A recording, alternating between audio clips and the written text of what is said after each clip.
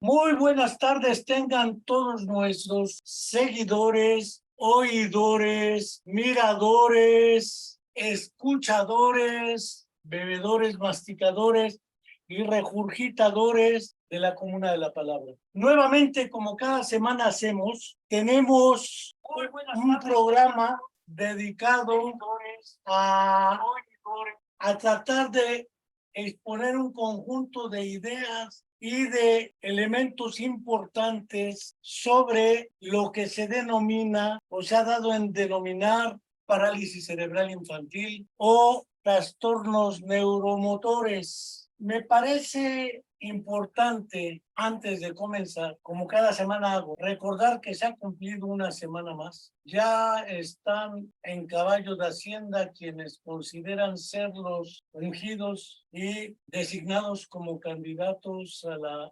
presidencia de la República por los llamados dos frentes o movimientos. Sin embargo, aún no tenemos la verdad histórica sobre la desaparición forzada de los 43 jóvenes de la Escuela Normal Rural Raúl Isidro Burgos de Ayotzinapa en Tixla de Guerrero. Y naturalmente, como nos es dable asumir, no tenemos aún resueltas las cuestiones relativas a la verdad histórica, las cuestiones relativas a dónde se encuentran los jóvenes de la Escuela Normal Rural Raúl Isidro Burgos de Ayotzinapa en Tixla de Guerrero, o dónde están sus restos si es que, como dicen, fueron ejecutados. No tenemos tampoco la justicia, no tenemos aún algo que nos permita decir que efectivamente la verdad, la justicia, transicional o no, y lo que sería la sanción a los responsables, no aparece aún. Asimismo, no quiero dejar de enviar un fraterno saludo a Angélica Rodríguez Montes, mamá de Viridiana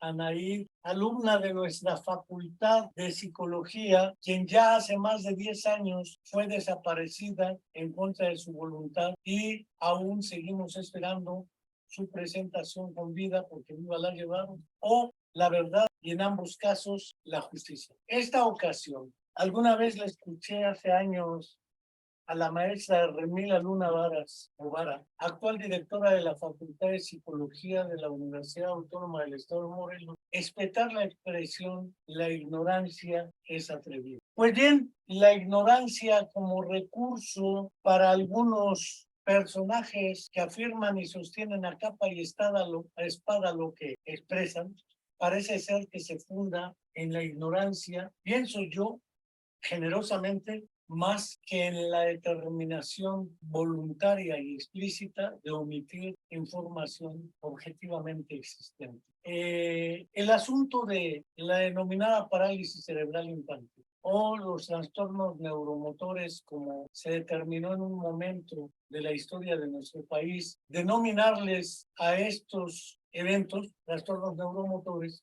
considero han existido desde antes de que fueran descritos, según se dice por vez primera, por el doctor William J. Little, quien describió una serie de nacimientos relacionados con lo que se conoce como parálisis cerebral infantil. Originalmente por eponimia se le llamó enfermedad de Little, aunque no era una enfermedad. Creo que el concepto de enfermedad o de trastorno o de síndrome es en verdad anfibológico en cualquiera de sus niveles de análisis e interpretación. No es una enfermedad, ahorita no me voy a meter, pero por lo menos se le conoció como enfermedad de Little hasta el año de 1910, que ignoro las razones por las cuales han ignorado este trabajo infantil cerebral parálisis por Sigmund Freud, traducido por Lester Rusin y publicado en la Universidad de Miami o en la editorial de la Universidad de Miami. Este libro de Sigmund Freud, que curiosamente no viene en sus obras escogidas ni completas, fue editado en el año de 1968 y la traducción fue realizada con base en el original escrito en su momento en alemán. El prefacio de este libro, que lo muestro aquí, sin más dice parálisis cerebral infantil. Sigmund Freud expone su última contribución en sus escritos de carácter neurológico. No olvidemos que entre 1892 y 93 publicó su libro La afasia, libro que sí está publicado en castellano, libro que sí se le reconoce y se le atribuye en su naturaleza neurológica a propósito de una crítica bastante fundada al modelo de Carl Wernicke y Lichtenstein en torno a la afasia.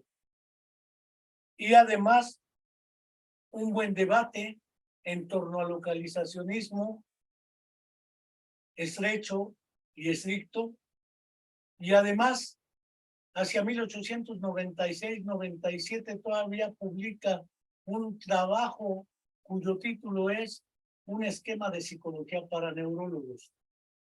Voy a reiterarlo. Freud pensaba que los neurólogos y los psiquiatras, pues él deviene de una rama apenas diferenciándose en ese sentido entre neurología y psiquiatría, aunque nuestro colega Jesús Ramírez Bermúdez ha planteado la necesidad de reconocer la neuropsiquiatría. No solo él, sino él formado como neuropsiquiatra. Y hoy muchos que se dicen neuropsicólogos toman e imparten cursos de neurología para psicólogos, cuando la idea original era impartir a los neurólogos o psiquiatras cursos de psicología, porque parece ser que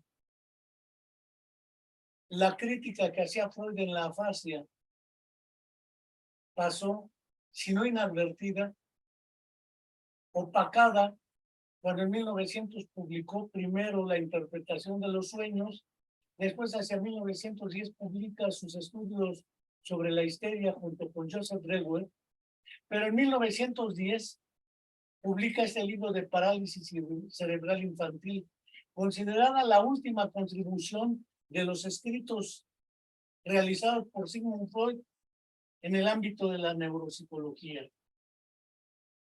Él escribía asuntos que tenían que ver directamente con la psicopatología.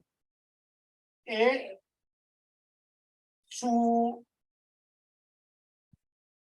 biógrafo del lector Ernest Jones, en el volumen 1 de su Vida y obra de Sigmund Freud, capítulo 10, titulado El neurólogo, 1885-1897.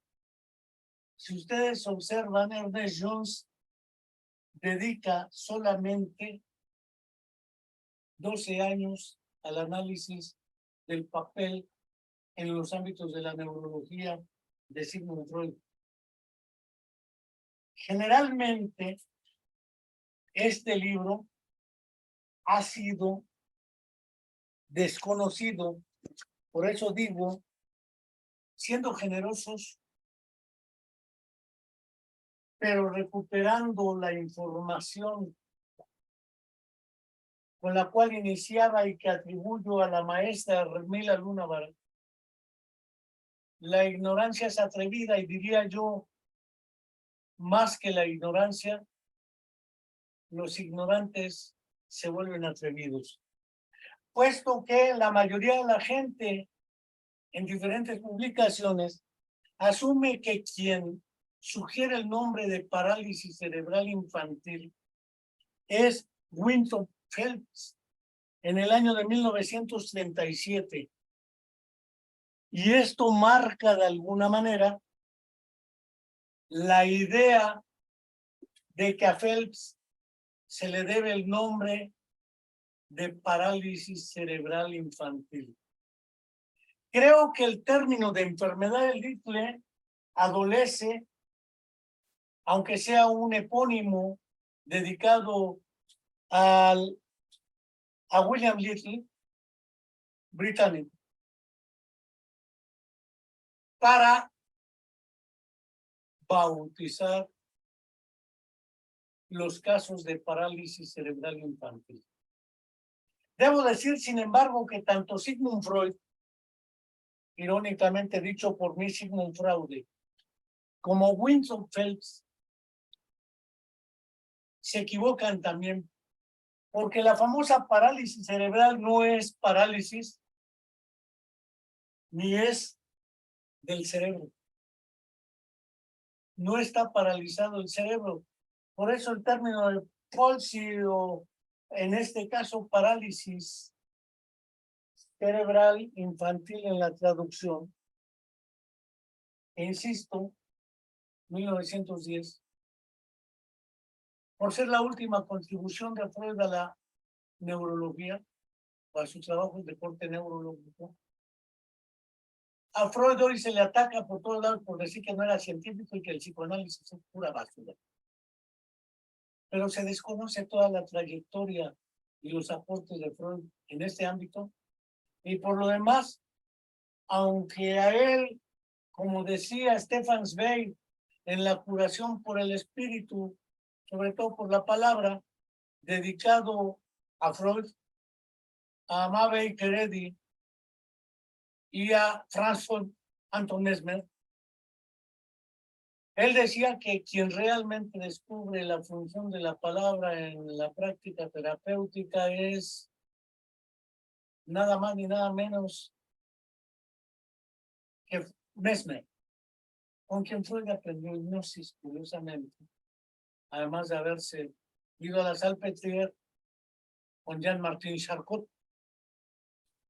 Ahí dejo el asunto de Freud, porque el propósito de este monólogo no es hablar de Sigmund Freud, sino señalar que una distancia de más de un cuarto de siglo entre el trabajo de Freud dedicado a la parálisis cerebral infantil, con esa nomenclatura, y el de Winston Phelps en 1937, es prácticamente 20 años, 2 decenios, 3 lustros y algo más de distancia entre lo que propone Freud y lo que propone Winston Phelps. Debo decir que algunos años atrás, en el año de 1997, he leído historias de la atención a las personas con parálisis cerebral en México, que citan una serie de referencias, pero no citan, por ejemplo, este trabajo del 97, publicado por la SEP como trabajo de cuaderno de trabajo número 1, que se llama Índice Documental sobre los Trastornos Neuromotores y Áreas Afines, de Jorge López Villegas, y quien se está echando del verbo echar, sin H, este monólogo, Enrique Alvarez. El trabajo está armado de modo tal que en el índice vienen aspectos neurológicos vinculados con los trastornos neuromotores, parálisis cerebral infantil, aspectos psicológicos, aspectos cognitivos o afectivo-emocionales, dijeran algunos, aspectos motrices, aspectos neurolingüísticos y comunicacionales, aspectos de diagnóstico y terapéutica e integración educativa. Otros aspectos, y las fuentes de referencia que vienen armadas son por libros, capítulos de libro, revistas y artículos de revista, otros documentos y cine video. Más allá de esto, el trabajo tiene una cantidad de más de 250 referencias dedicadas al aspecto desde la epidemiología de la prematurez, sufrimiento fetal y problemas al nacimiento, organización fisiológica del lenguaje, el sistema nervioso de Juice Barraquer, alteraciones de la conducta en niños con daño orgánico cerebral, Carmen Basil, los alumnos con parálisis cerebral, desarrollo y educación, que viene publicado en un libro de Álvaro Marchesi, César Col, Jesús Palacios, necesidades educativas especiales, Natalia Bectreva, Mercedes Belinchón, Brunner, Cowan, el Cresas de París. Tiene información en alemán, en inglés, en francés, en italiano y algunas de origen ruso. Sin embargo, se habla de Little y de Phelps, de lengua inglesa. Lo demás parece ser que no existe. Algunos, y en esto no lo voy a dejar, en Francia particularmente se sugirieron dos términos. El término enfermedad motriz cerebral, en francés, y el término IMOC, incapacidad motriz de origen cerebral. En su momento, cuando esto lo discutí con la profesora Rosa González Navarro, a quien dedico esta exposición, a su hija Claudia y a su hija Adriana, la primera y la tercera fallecidas durante la era de la peste. Claudia, para bien todavía vive.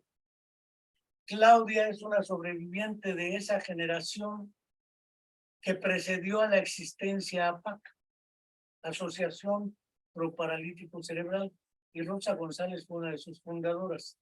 Bueno, debo decirles que ella era, entre los años 80 y 85, la coordinadora del equipo de investigación y capacitación del personal de la Dirección General de Educación Especial del área de impedimentos del aparato locomotor, así se llamaba, a tono con el Año Internacional de los Impedidos. La ignorancia es atrevida, dijera otra vez Hermida Luna Varas. Debo decirles que a los españoles debemos dos grandes mitos. Uno, en torno a L.S. Vygotsky, la existencia de la escuela de Vygotsky. No existía tal escuela. La existencia de la troika, Luria, Leontiev, Vygotsky, que también fue algo disímbola. Y tercero, el mito de la unidad epistemológica de la psicología soviética, porque había sendas diferencias entre ellos. Ese es uno de los primeros mitos que envuelve esos tres aspectos. El segundo mito es el de los modelos para la atención de las personas con discapacidad o con necesidades especiales. El modelo médico, el modelo asistencial y el modelo social. Esos son los mitos derivados de la ignorancia y de la imposición de ideas sesgadas que se pretenden universales. Como muchos ya saben, yo nací en el año del 57. Ese mismo año fue atacado por el virus de la polio durante una epidemia. Es decir, nunca tuve la oportunidad de caminar sin muletas, sin aparatos ortopédicos y ahora desplazarme en silla de ruedas. No. En esa época se nos decía lisiados. Recuérdese una película que se llama Los Hombres, la primera con Marlon Brando, de un soldado que es herido a nivel medular y como tal queda parapléjico. Todo el proceso de rehabilitación y recuperación y los mitos que en torno a los trastornos motores secundarios a lesiones medulares por herida de bala o esquirla de bomba de cañón durante las guerras, quedaron parapléjicos, tetrapléjicos, tripléjicos o hemipléjicos. Y los grandes mitos que en ese tiempo se planteaban con respecto a la sexualidad, con respecto a las probabilidades de sobrevivencia, con respecto al movimiento y otras cosas más. Es una excelente película que viene referida aquí y que no viene referida en muchos de los trabajos que he citado, que no he citado ahorita, en torno a la historia de la educación especial o de la atención a las personas con trastornos motores. Se nos decía impedidos, se nos decía lisiados, se nos decía enfermos y curiosamente el diagnóstico, aún lo recuerdo, era parálisis infantil. Pero recuérdese que un presidente de los Estados Unidos también fue atacado por el virus de la polio y tuvo la famosa parálisis infantil cuando él ya no era un infante. Son las parajodas discursivas y teóricas. La ignorancia es atrevida, decía Remila Navaras. El caso es que no había política pública para atender a las personas. Entonces los niños o quedábamos abandonados en nuestros hogares. Una posibilidad. Segunda posibilidad, como mis padres eran migrantes del ambiente rural al ambiente urbano, analfabetos y miserables, trabajaban en casas de personas pudientes. Mi padre de jardinero, mi madre de cocinera. Ellos no podían tener al hijo en su lugar de trabajo. Y si trabajaban no podían tener al hijo en la casa. En ese entonces éramos solamente dos, mi hermana mayor por 3 años, 4, y yo. Y otra hermana que había muerto de neumonía y otra más, que había fallecido también. Entonces era parte del grupo de niños que no podían vivir con sus padres por condiciones económicas, culturales y de vida social. Entonces la opción era el internado o el asilo, pero el gobierno no tenía internados. Entonces existían internados de las Hermanas de la Caridad. Uno de ellos estaba en lo que hoy son las instalaciones del Hospital Germán Díaz Lombardo y se llamaba Centro de Recuperación Infantil. Ahí parábamos por lo menos 3 clases de niños. Los niños que no podíamos vivir con nuestras familias por sus condiciones de pobreza, ignorancia, pobreza no solo económica, sino cultural y social. Los niños que eran abandonados o en cuartos de hotel o en camas de hospital y que nos mandaban a ese internado. Estas hermanas, debo decirlo, también tenían un asilo de ancianos en Tlalpan. Y también tenían un asilo para enfermos terminales o incurables en Izmiquilpan, Hidalgo. Y tenían una guardería, La Gota de Leche. Y tenían una escuela para formación de enfermeras, secretarias, mecanógrafas. Había clases de mecanografía para usar máquinas de escribir letreras y demás. Y trabajaban en un hospital que era el Hospital Escandón, que se encuentra en Tacubaya. El Hospital Escandón atendía médicamente, no es que tuviera un modelo médico, es que era hospital, carajo. Y si era hospital, no podía proponerse un hospital dar educación a niños. Se proponía dar atención médica. No es que siguieran el modelo médico, era el Hospital Escandón. El Hospital Infantil de México, que tenía también su área correspondiente, pero era hospital, carajo. No podía dar educación, no es que hubiera un modelo médico de atención. Es que no había opción de atención. Y la única opción era lo que podían hacer los médicos con estos casos. Cirugías y fisioterapia. A mí por lo menos me hicieron cirugías de rodilla derecha, transposiciones, y de pie izquierdo y dedo izquierdo cuidado, por contracturas. Quedo parapléjico con la secuela de polio, y en ese internado éramos casi 40, entre niños con parálisis cerebral infantil, con secuelas de polio, ciegos, sordos, con síndrome de Down, algunos con déficit cognitivo. Era un internado mixto de hombres y mujeres. No es que las monjas tuvieran un modelo médico de asistencia, era un modelo asistencial caritativo. Pero curiosamente ahí nos daban clase y después hacíamos exámenes de regularización. Es decir, no había opciones, no es que hubiera un modelo médico. La ignorancia es atrevida. En ese internado estuve de 1960 a 1970. Todavía no existía la Dirección General de Educación Especial. Cuando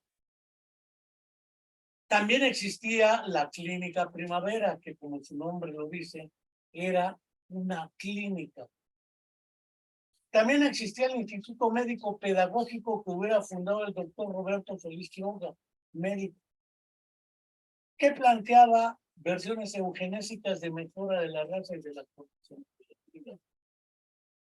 El Instituto Médico Pedagógico es el antecedente más pragmático de lo que era la educación especial. Después aparece la Escuela Normal de Especialización. Pero antes, ya con Benito Juárez, se fundaron las dos primeras escuelas que no eran escuelas. Era un aula especial para niños sordos, que fue la Escuela Nacional para Sordos en su origen, y la Escuela Nacional de Ciegos Ignacio Trigueros. Es decir, parece ser que aunque la sordera no se ve, la ceguera es evidente, y los trastornos motores y neuromotores también lo son, no había alternativas de atención.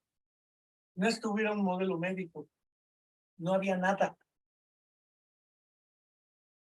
Yo estuve de 1960 a 1970 en ese lugar, y también existía el Instituto de Rehabilitación, el Instituto Mexicano de Rehabilitación Inter, el cual tenía una fábrica de sillas de ruedas, muletas, órtesis y prótesis para hacer los aparatos ortopédicos que usábamos algunos, o las prótesis que para otros que fueron amputados por osteomielitis y otra serie de problemas. No es que hubiera el modelo médico, es que no había idea de qué hacer. Debo decirles que hubo por lo menos dos tipos de versiones que nos acercaron a esto. Por un lado, las versiones en primera persona. Yo nací así, del doctor Earl Carson. Él es un médico que se hizo médico, pero desde que nació tuvo el diagnóstico original de enfermedad de Lichi y después parálisis cerebral.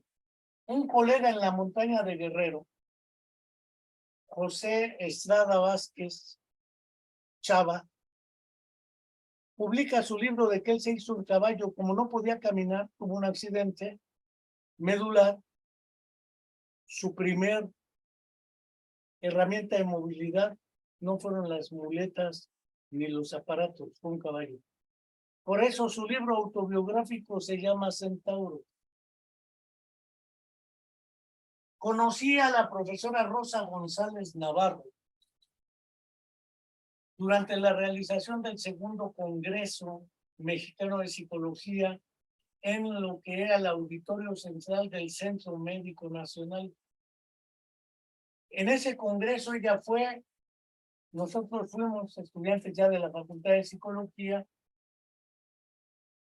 y por ciertos factores ideológicos, políticos y académicos, buscamos las conferencias dictadas por uno de los invitados internacionales que trajo la Sociedad Mexicana de Psicología. Me refiero al doctor Boris Lomov. Boris Lomov, junto con Yarmolenko, publicó en Ediciones Pueblos Unidos de Montevideo la traducción al castellano.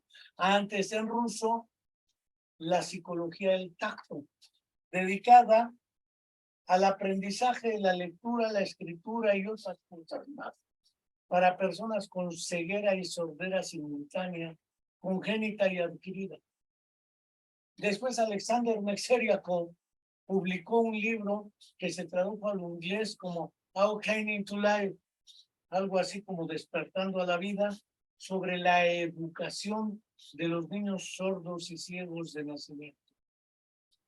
Posteriormente, Werner Herzog, cineasta alemán, publicó dos impresionantes documentales para televisión, uno para cine y otro para televisión, que tampoco aparecen citados, ni estos dos libros, ni los documentales que refiero, ni el de Freud, en las historias que he leído al respecto de la atención en parálisis cerebral o la inclusión.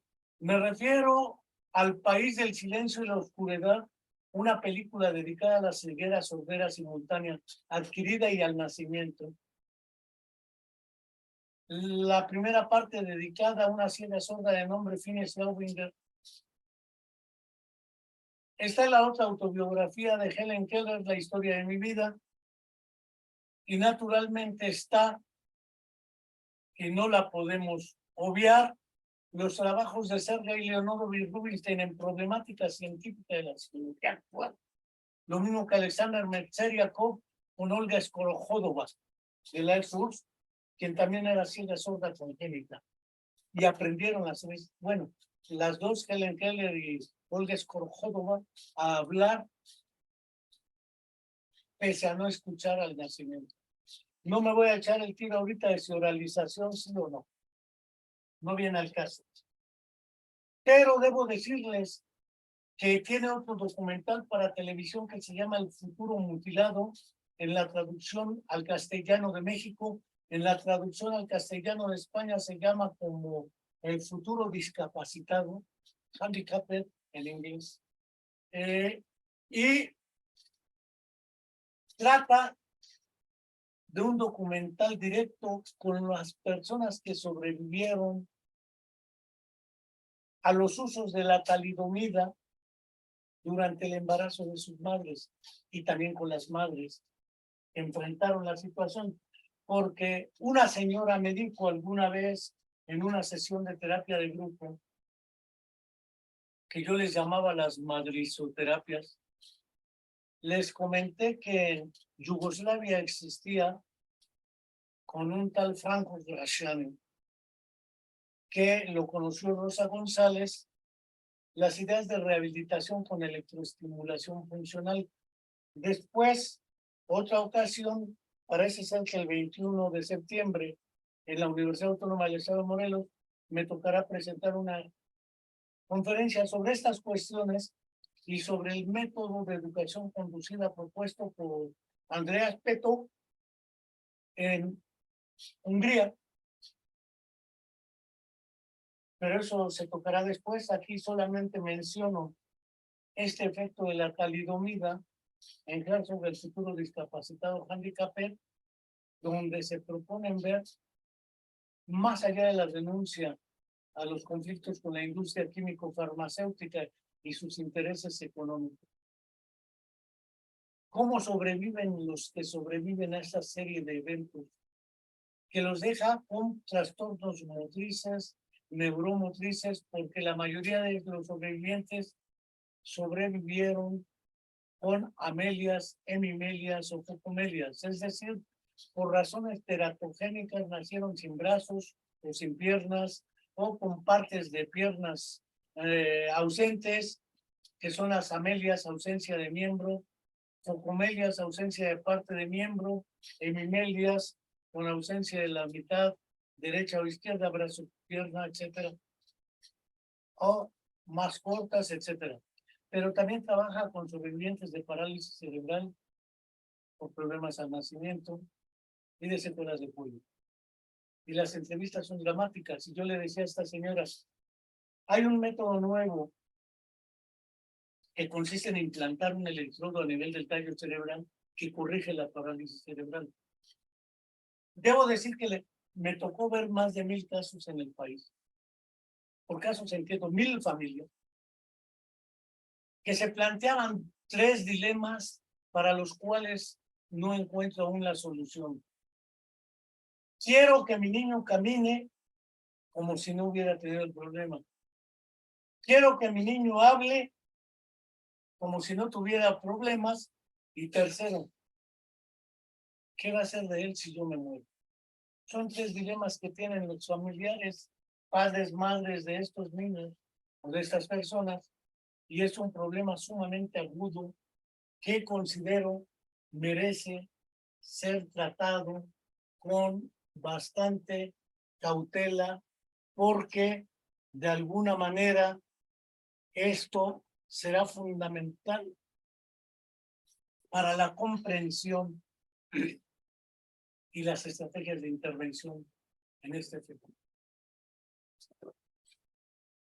Les dije a las mamás que como ese método era extranjero, costaba algunos cuantos dólares y que era importante que quienes quisieran juntaran esa cantidad de dólares. Pregunté a mano alzada quiénes estarían dispuestas a participar de este programa. Todas alzaron la mano. Entonces les dije, no, que ya habían aceptado siempre tal cual era. El problema de la aceptación, la elaboración del duelo, toda esa historia es compleja. Esa la narra Kenzaburo en un libro que se llama Una cuestión personal, a propósito de el nacimiento de un hijo con secuelas por las explosiones de Hiroshima y Nagasaki, al cual lo dieron por muerto, y resulta que es uno de los pianistas más importantes de Japón, Hikari Oe, Premio Nobel de Literatura 1994, Kenzaburo por su obra relacionada con vivir con un hijo con discapacidad. Cuando les dije, no, que ya habían aceptado su hijo, una señora levantó la mano y me dijo, tenga un hijo así durante 3 años y después me dicen lo que quiera. O lo que quiera. En ese momento yo no había tenido a un hijo. Tuve 2, después una niña falleció por diversos problemas al nacimiento, a los 8 meses de nacida, y no tenía respuesta para decirle a la señora qué se siente tener un hijo así durante 13 años. Pero sí atiné a decirle que le preguntara a su hijo qué se siente tener una madre como ella esos 13 años. Porque a veces uno siente que la culpa es de uno, el castigo es para uno, el problema es de uno, como si el otro tampoco lo viviera. Un muchacho tampoco viene citado en esos libros que he leído, Jaime Cifrinovich de Argentina, que trabajó con Juan Enrique Ascuaga. Junto con él impulsaron un trabajo, él trabajaba para el cerebral. En entrevista a varios muchachos le preguntó a uno si sabía qué era la depresión. Y le respondió, no, yo no sabía hasta que vi llorando a mi madre. Y me dije, por mi culpa sufre, no debía haber nacido. Gabriela Brimer, en un libro que publicó apoyada por Elena Poniatowska, narraba el caso de una discusión entre estudiantes de medicina a propósito del aborto, entre la favor y en contra. Y ella simplemente dijo, pues yo agradezco que no me hayan abortado a pesar de mi condición. No va a meter ahorita la legitimidad o no del aborto, porque también lo comentamos con Gaby Brimer y con Claudia Lozano González, la hija de Rosa González. Bueno, ella tenía dinero con que enfrentarse, otros no. Y esto marca una diferencia. Pues bien, cuando conozco a Rosa González, empezamos a relacionarnos bastante estrechamente. Ella me invitó a la Dirección General de Educación Especial a integrarme al equipo de trastornos del aparato locomotor o impedimentos del aparato. Me integré, ella renunció. Kira Díaz, una chilena exiliada, estaba en el área de deficiencia mental, también se fue, y entonces me quedé yo con el encargo de coordinar el equipo de impedimentos del aparato locomotor. Así se llamaba el área, no trastorno. Creo que hay errores en algunas afirmaciones. Cuando optamos por discutir si le llamaríamos incapacidad motriz de origen cerebral, recordemos que ya Pierre Marie había diferenciado la fascia de la anartria. La anartria vinculada directamente a la articulación, al problema motriz de la producción del lenguaje. En el caso de la sordera, no es que sean mudos, no son mudos, ni muditos. Son personas que por no tener el referente, no hablan, fonéticamente hablando, pero pueden hablar con sistemas alternativos o sistemas de lenguas signadas. No voy a meter ahorita tampoco a esa cuestión ahorita. Pero debo decir que en los trastornos de parálisis cerebral infantil ya estaba claro para Rosa González y para mí que no era parálisis ni del cerebro, a lo único que le atinaron Freud y Phelps fue a que era infantil. Bueno, una de tres. Pero el problema era una alteración en la función tónico-postural, equilibrio y movimiento. Esas cuestiones del tono, postura, equilibrio y movimiento están muy explicadas ya y trabajadas. Desde lo que es la neuropatología del movimiento, lo trabajaban mucho André Lapierre, por ejemplo, Pierre Baget, Vic y otros en Francia.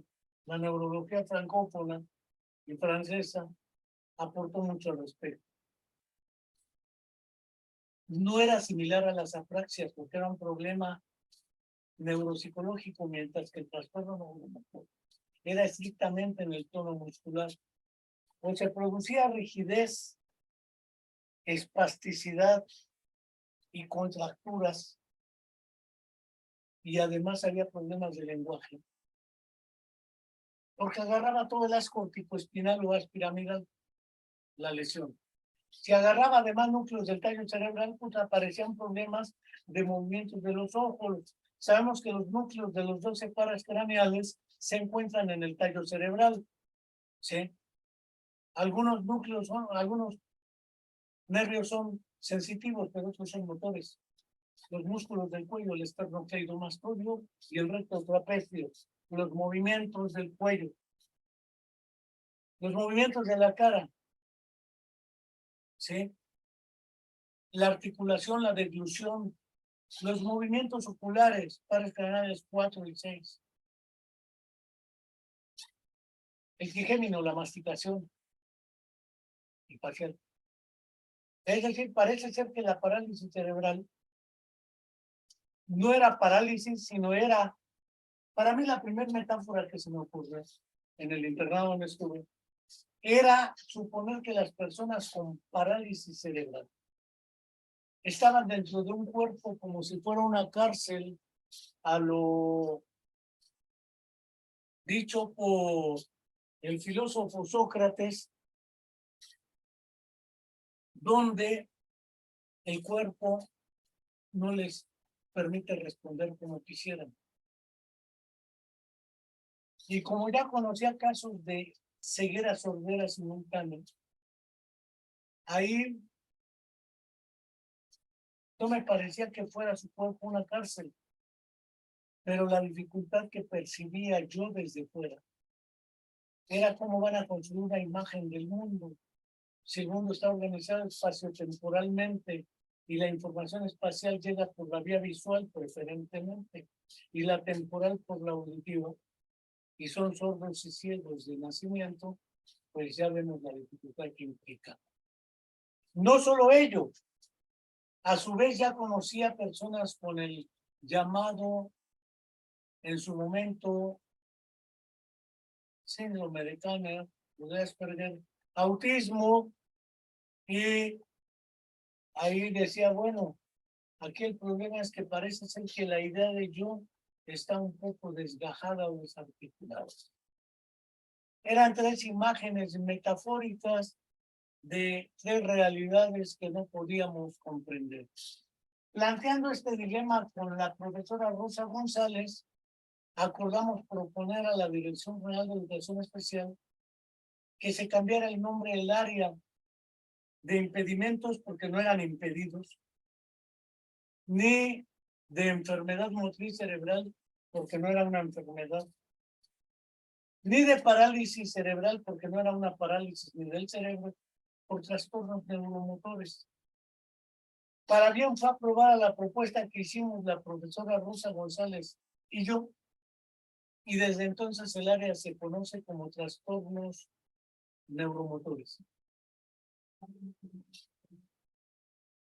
¿Pero qué es en sí? ¿Y cuál es la diferencia entre un trastorno motor y un trastorno neuromotor? La primera cosa que los hace comunes es que sustancialmente no son una enfermedad, no son contagiosas y no se heredan. Ni tienen que ver con las vacunas que les pusieron. Eso creo que ya está muy documentado. Son problemas que se producen por diversas alteraciones durante el proceso de la gestación, el nacimiento o alrededor del nacimiento, perinatales o postnatales inmediatamente posteriores al nacimiento y un poco antes de lo que es la adquisición de la marcha erguida independiente y la producción fonética del lenguaje. En el caso de los trastornos neuromotores, usualmente hay problemas de la producción del lenguaje o del habla, que podemos considerar de naturaleza disártrica o anárquica por el problema motor, y es un problema secundario, y no es un problema primario del lenguaje, es del habla. Problemas de movimiento, tono, postura, equilibrio y equilibración. Por ello es que la demanda más obvia e inmediata de los padres de familia, la fenomenológicamente más obvia, es la de la marcha independiente, el uso de las manos y el acto dable, porque son los que garantizan una relativa autonomía. No es que el modelo médico les dijera que era la mejor opción, no, no había modelo médico. Para ellos era lo único que había. No había escuelas, había internados, ya referí a algunos. No es que fuera ese el modelo, es que era la única alternativa que había. Los padres empezaron a organizarse en lo que es, para el caso de parálisis cerebral, lo que era el Instituto de Rehabilitación, y su nombre lo dice, de rehabilitación, no era escuela. Y ahí platicaban las propias madres y padres, y mecanismos de autoorganización llevaron a la constitución de otras alternativas por los propios padres de familia, como lo fueron CONFE, la Confederación de Federaciones, Asociaciones en torno al déficit intelectual, donde estaba la doctora Julieta Zacarías. Estaba el Instituto John Langdon Down y originalmente, antes de que se llamara PAC, si mi memoria no me traiciona, habiéndolo platicado con Claudia, Adriana y Rosa González, parece ser que la primera idea que tuvieron fue clínica, algo así como primavera, una cosa de ese orden. Finalmente queda como asociación por personas con parálisis cerebral. Estaban varias. Rosa González, estaba Rosa Díaz de Janetti, estaban varios más y finalmente constituyeron las asociaciones de padres. Y el área de trastornos neuromotores en la educación especial era un área que empezaba con las cuestiones de intervención temprana. Se publicaron varios manuales. En la SEP, alternativas o sistemas alternativos y aumentativos de comunicación. En APAC se crearon las tablas de comunicación. Dos colegas, Armando y Idiota, se me escapa el otro nombre. Y a partir de ahí se empezó a trabajar, porque ya existían lo que eran en esa época los CECADES, Centros de Capacitación de Educación Especial. Es decir, los trastornos motores y neuromotores no estaban afectando la competencia cognitiva o intelectual de las personas afectadas. Sin embargo, por la naturaleza de las herramientas e instrumentos, procedimientos y criterios de evaluación, prácticamente todas las pruebas tenían dos tipos de escalas. Una escala que se llama escala de ejecución y otra escala que se llama escala verbal. Pues resulta que las personas con trastornos neuromotores salían con dificultades para realizar las escalas de ejecución, lo mismo que las escalas verbales, por lo cual llegaban a la conclusión de que eran inevaluables. Y entonces se les ocurre el terminejo de doble atipicidad o atipicidad múltiple. Tienen problemas visuales, problemas motores, auditivos y en algunos casos déficit intelectual. Entonces tenían doble atipicidad o atipicidad múltiple. Alguna vez se me ocurrió plantearles que lo que tenían los evaluadores NPI era ni la más pinche idea de lo que estaban haciendo. Pero lo cómodo era decir que tenían deficiencia mental y parálisis cerebral por la naturaleza de las pruebas y los sistemas de evaluación. Como vemos, pues, esta idea de la parálisis cerebral infantil o de los denominados trastornos neuromotores, desde que se nos ocurrió también a la vuelta de los años, considero sin preciso, un trastorno neuromotor puede ser el Parkinson, por ejemplo. ¿Sí? Una Corea de Huntington puede ser un trastorno neuromotor también. Nada más que en el caso de la parálisis cerebral no es progresivo. En algunos otros casos sí. Eso está implicando que debamos asumir que requerimos mayor flexibilidad, un enfoque más claro para interpretar este fenómeno, porque a pesar de que se presenten estas dificultades de evaluación y de comunicación, no hay evidencia alguna de que tengan un déficit cognitivo o que presenten deficiencia mental o déficit intelectual las personas con trastornos neuromotores, mucho menos las personas con trastornos motores. La mayoría de las personas con trastornos neuromotores, o muchas de ellas, además presentan epilepsia, lo que se llama ahora comorbilidades pomposamente. Y algunos médicos les recetan una serie de elementos necesarios para reducir rigidez, espasticidad, hiperreflexia, hipertonía y estas cosas que se describen neurológicamente.